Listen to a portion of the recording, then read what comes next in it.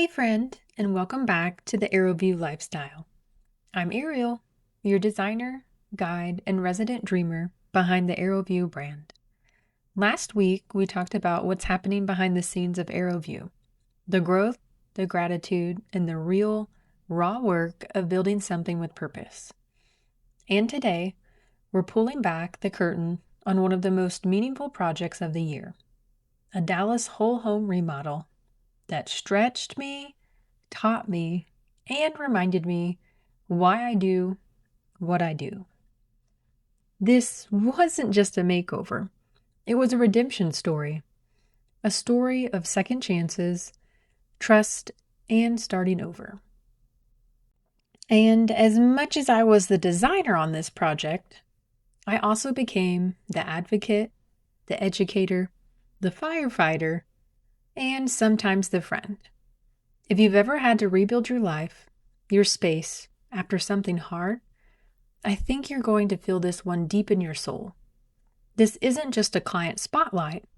It's a story about resilience, trust, design redemption, and a little pink magic. So grab your coffee or curl up with something cozy because this episode is one of my favorite kinds to share. My client came to me after walking through what can only be described as a contractor nightmare.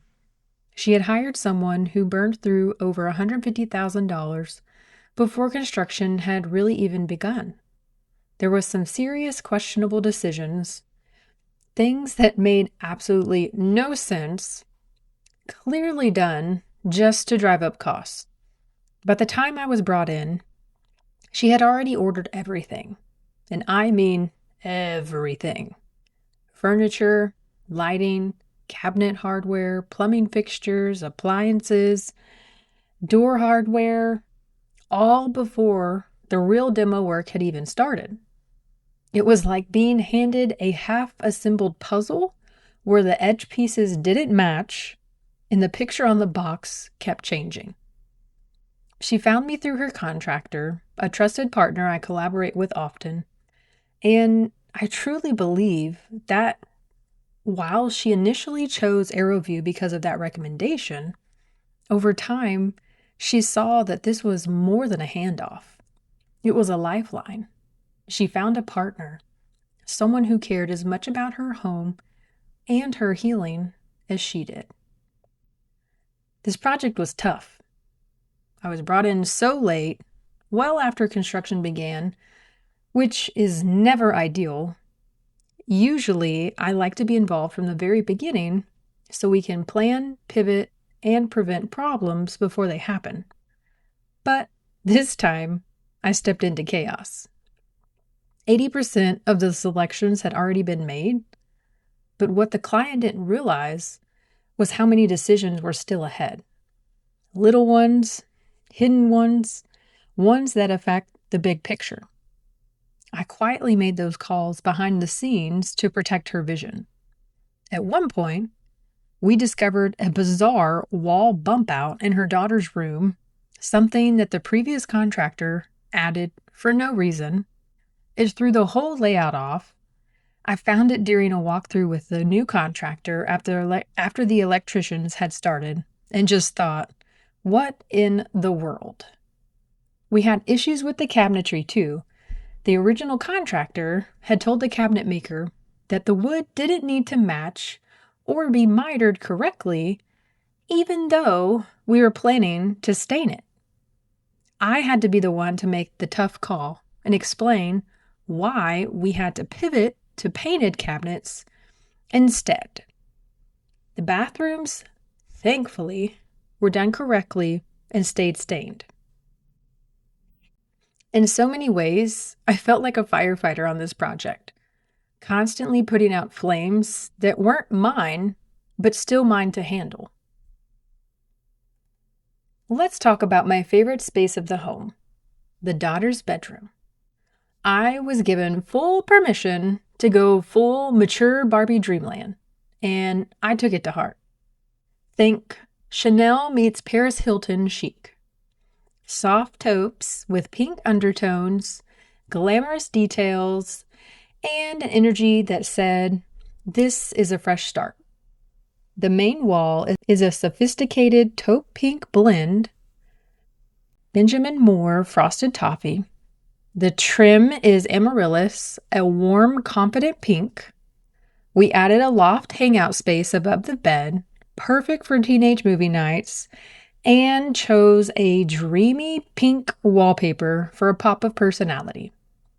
The bathroom? Pink quartzite countertop, a vessel sink, pink tile floors, custom pink closet shelves, and a subtle pink niche in the shower. Every corner tells her story. Bold, bright, feminine, and unafraid.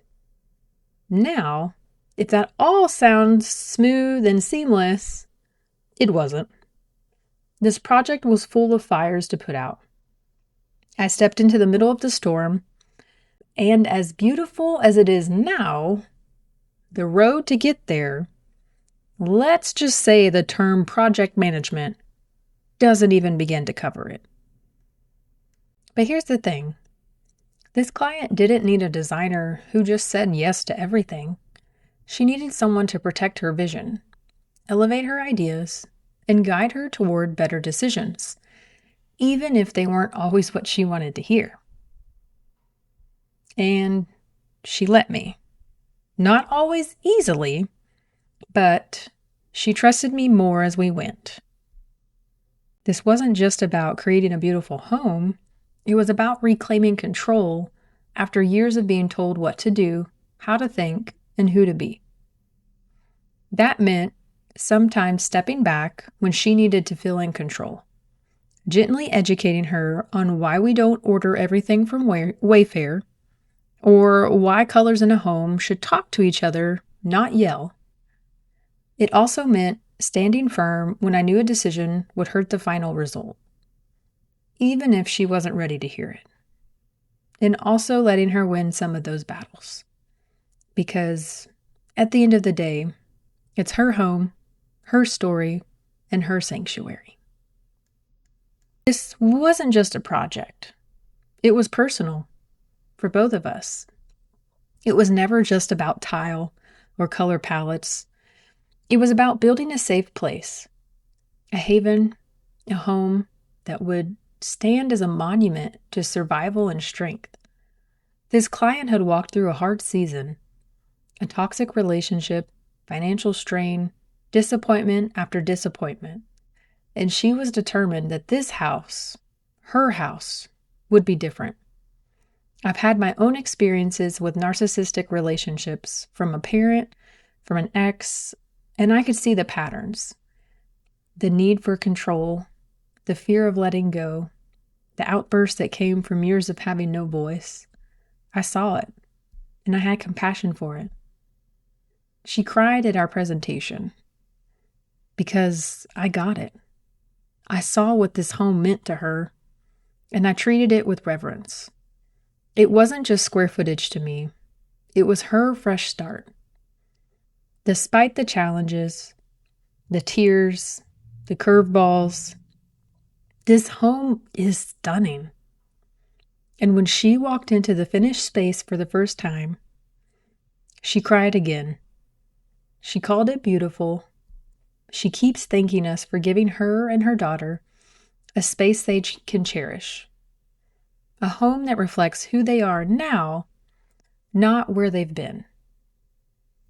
This home is a personal showcase of transformation, a story of what happens when you rise from the ashes. And to play a part in that is the greatest honor of all. And honestly, that's the kind of transformation that fuels everything we do at Aeroview. Here's what this project taught me.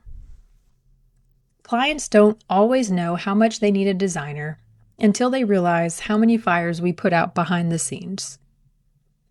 There's a balance between taking charge and letting go, especially with clients who are used to being controlled. They need to feel agency again.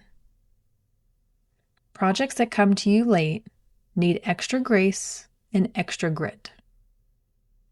Legacy isn't built in the easy jobs. It's built in the ones that stretch you. And most importantly, design is ministry. Because at the end of the day, we don't just create pretty rooms. We create spaces that restore people, that reflect dignity, that whisper to the client, "You deserve this." That's what this project did for her.